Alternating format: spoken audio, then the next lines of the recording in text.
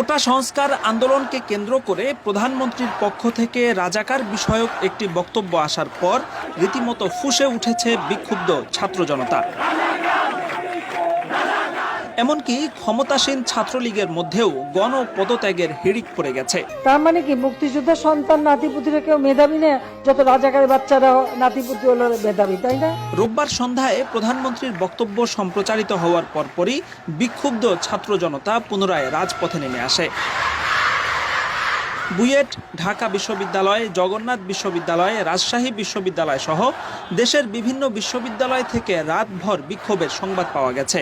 এ সময় বিক্ষুব্ধ আন্দোলনকারীরা নিজেদেরকে রাজাকার আখ্যা দিয়ে বিক্ষোভ কর্মসূচি পালন করেছেন। শেষ খবর পাওয়া পর্যন্ত এখনও শাহবাগ সহ দেশের বিভিন্ন বিশ্ববিদ্যালয়ে প্রতিবাদী কার্যক্রম চলমান রয়েছে।